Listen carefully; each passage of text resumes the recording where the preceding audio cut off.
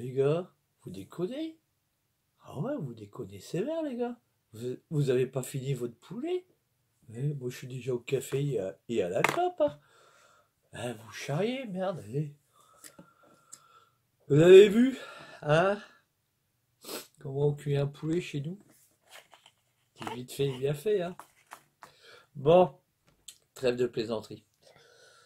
Je vais allumer ma clope parce que là, j'ai une mauvaise nouvelle à vous annoncer, mes amis. Une très mauvaise nouvelle. Bah, le projet du petit poulet, le poulet frites. Voilà. C'est ce que je dis. Ah ouais, le petit poulet frites. Bah, le projet va s'arrêter. C'est con, hein. Because, parce que le client, le collègue là, bah, il a vu que monter un petit moteur, pièce par pièce, ça lui revenait beaucoup trop cher que s'il irait acheter un moteur. D'ailleurs, je lui avais dit, bon, c'est vrai, sur ta MV, t'as pas de moteur, bon, c'est con, il va falloir trouver un moulin. Un moulin d'occasion, tu sais, tu l'achètes en tout état de cause, et peut-être bon, peut-être hyper pourrave, quoi. Bon, au lieu qu'il s'aventure à acheter un moteur pourrave, et après débourser le double de pognon pour remettre en état un moteur correct, hein, qui tourne, bah, elle a préféré acheter complètement le combo moteur, un moteur complet, hein, qui est vendu d'ailleurs chez VSX, il a regardé le site, pour 300 boules, il s'achète le moteur.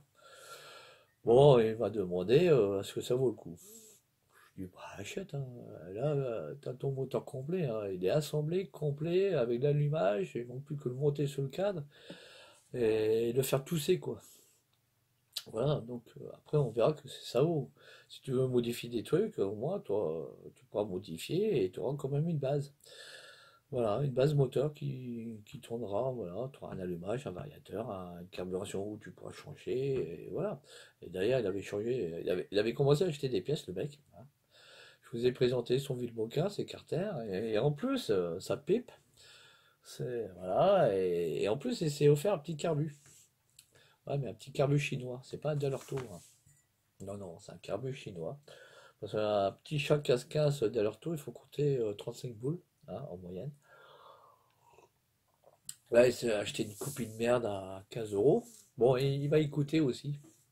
Il n'a pas été trop con, le mec. Je lui ai dit, essaie de trouver le 16. Eh ben, pourquoi le 16? Oui, le 16-16 chat en copie. Pourquoi? Parce que sur le 16-16 chat en copie, il y a le starter. Le truc à la con. Bon, évidemment, la pâte à l'origine n'est pas comme ça, hein. La pâte du starter n'est pas comme ça, c'est moi qui l'ai pliée. Pour que ça soit beaucoup plus pratique et que ça passe dans le bras aussi, hein. Voilà. Par contre, la particularité qu'il a acheté en plus, hein, je crois que c'est sur la bécannerie, c'est le capot ici, pour le boisseau, pour la guillotine. En fait, quand le boisseau, ça s'appelle une guillotine à l'intérieur.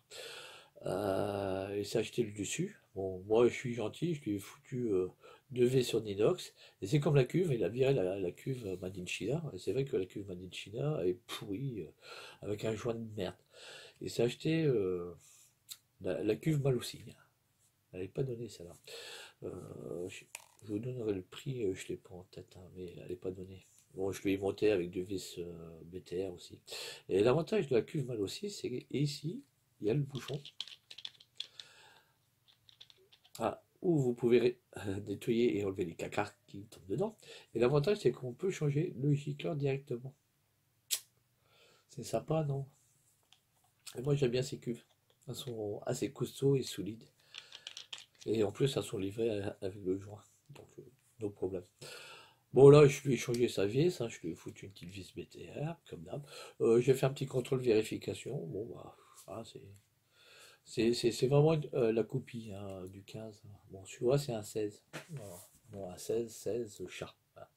Et par contre, il y a un truc qui est pas mal, il a commandé, il est pas con le mec.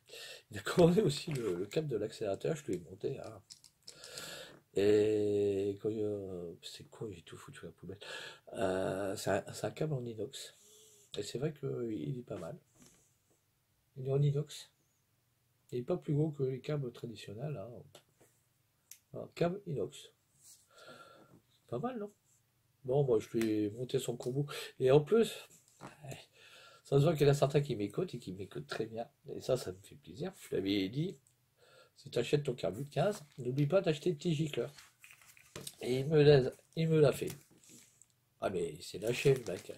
Eh, je lui ai dit, prévois au moins. Bon, d'origine, on ne sait pas qui c'est. Mais effectivement, d'origine, on ne sait pas qui c'est monté. Il n'y a pas de cote. On ne sait pas si c'est à 32-12 ou à 74-24-36. Ça, oh non, c'est faute de rien.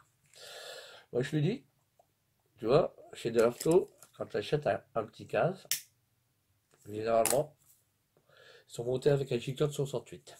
Voilà, tu prévois 68, 70, 72, 74, 76 et le 78. Ça fait 6 gicleurs.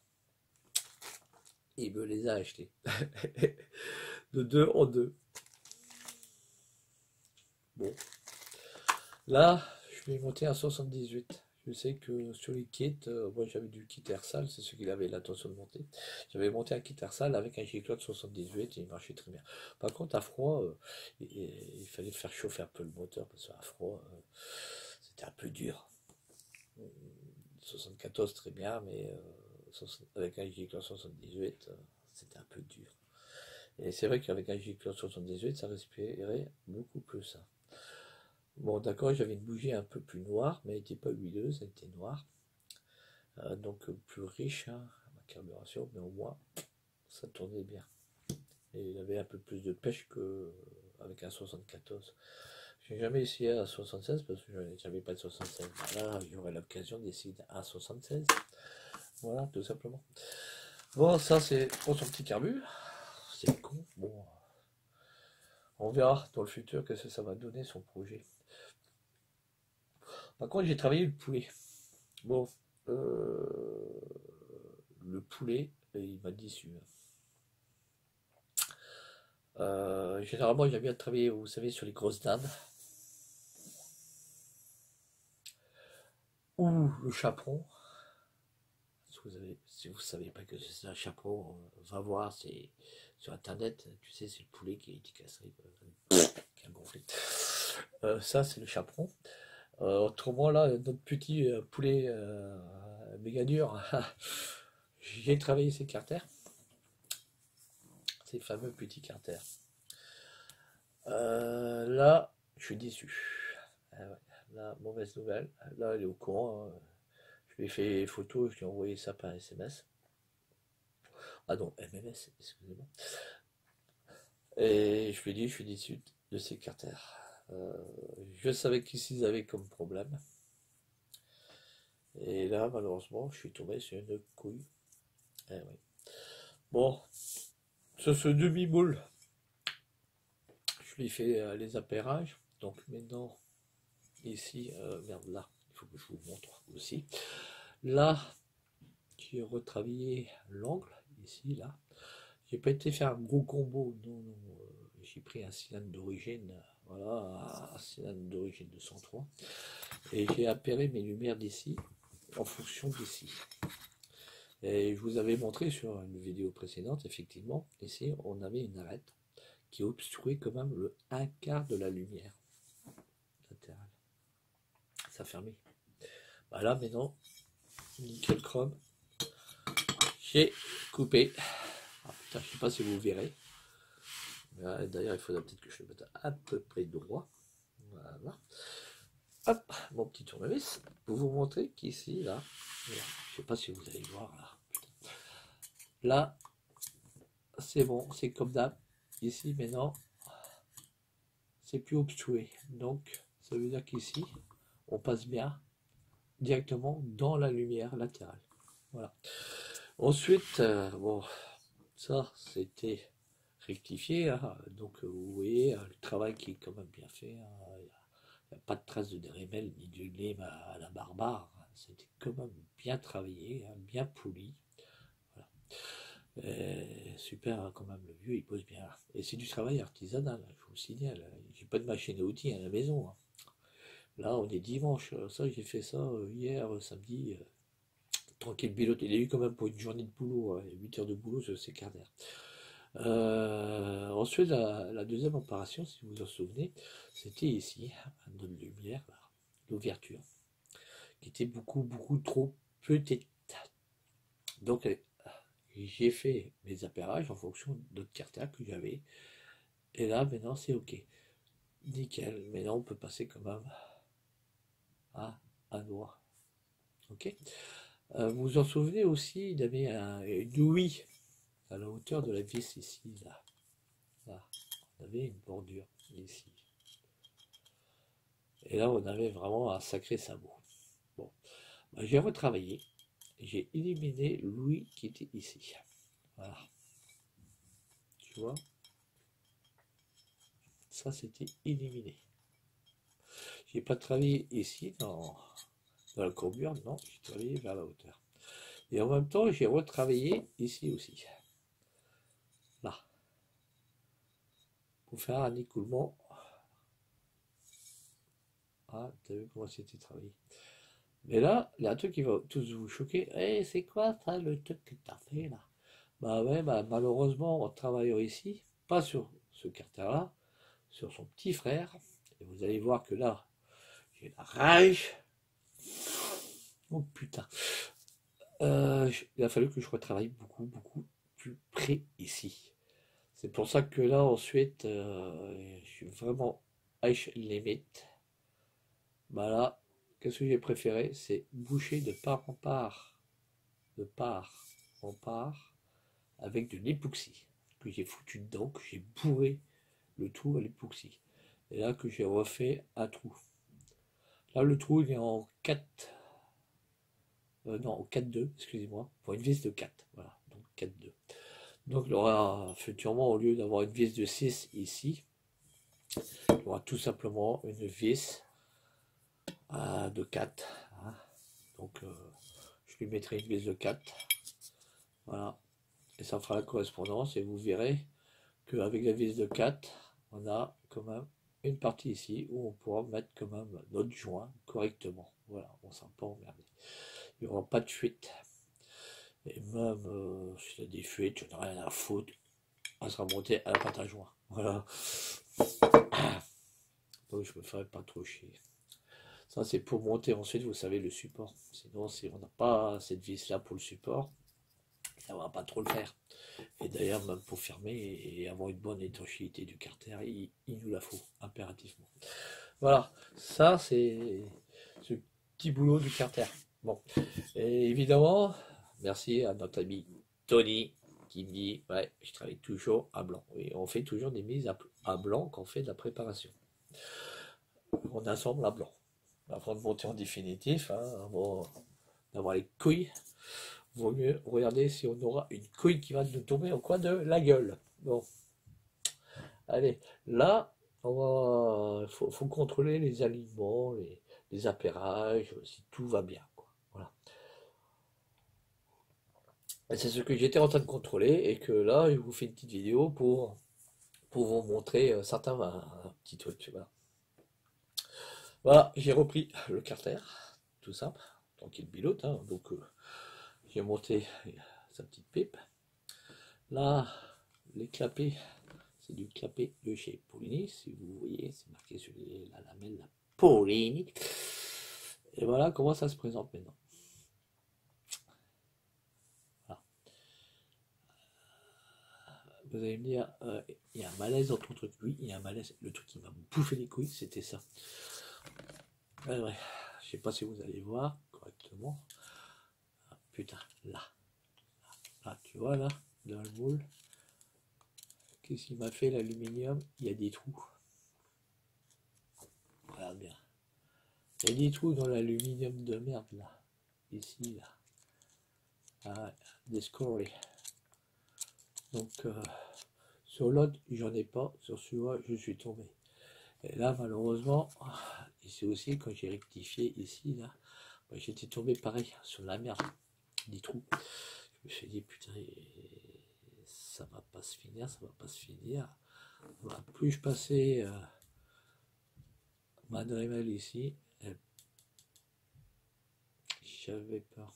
Je me suis dit, tout à l'heure, je vais tomber dans le trou et ça va être baisé. Bah, en fait, compte, c'était just limit.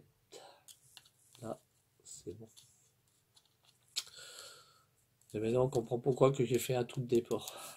Voilà. Voilà le truc. Et ça, généralement, j'aime pas faire ça. Ça, c'est sûr, ça m'emmerde pour avoir quelques petites fuites. Bon. Là, j'étais en train de contrôler, hein, donc contrôle et vérification. Donc les goujons, hop, le cylindre. Voilà, paf, regardez exactement si ça tourne nickel chrome. Si on n'a plus notre lumière qui est obstruée. Ah, regardez bien. Au contraire, maintenant c'est le cylindre qu'on voit. Hein. Là, on voit bien que les gaz vont quand même mieux passer à cet endroit-là. Voilà l'alignement. Voilà le truc du troisième transfert ici, hein, la technique à la con du troisième transfert ici. Voilà, le passage. Ça, c'est un cylindre T2. Bon, ça sert à rien. Un T2, ça sert à rien, le troisième transfert. Là, ça sera bon pour ceux qui y mettra un cylindre T3. Ça va mieux favoriser le passage des gaz. En fin de compte, les gaz, la technique des gaz, c'est pas le passage de gaz de là à là, hein, direct. Non, non. Non. En fait, compte, vos clapets vont s'ouvrir, vont rentrer ici, et c'est par l'effet de piston, comme une pompe. Pouf! Quand le piston va redescendre, il va rebalancer la charge vers le haut. Il va comprimer la charge. C'est comme la technique du verre d'eau. Mettez votre doigt dans un verre d'eau rempli à ras-bord, vous verrez, ça va déborder. Voilà, c'est la même technique. Le débord va repulvériser vers le haut. Tandis que vos clapets vont être fermés. Ouais. Donc ici, on a des gaz en attente, prêts à remonter. C'est l'effet pompe. Voilà. Donc, si vous n'avez pas tout compris, il va falloir que je vous fasse un cours technique là-dessus. Ça sera à notre chapitre. Hein. Trop long à développer aujourd'hui. Pouf. Là, vous voyez bien. Regardez bien au niveau des clapets. Voilà, voilà. Vous vous en souvenez, ici, on avait quand même 5 mm, ça fait ramouter de 3 mm. On voit bien, parce que là, mon joint, ici, il est coupé pour les joints de captage d'origine 203. Là, on voit mieux, hein, maintenant la différence. Là, on voit bien qu'on n'a plus la fameuse oui, les oui, qui a été éliminée, donc j'ai travaillé plus vers l'eau. Voilà. Le truc. Et là, je vais vous faire voir un truc. Là, je vais redémonter mon baldrag.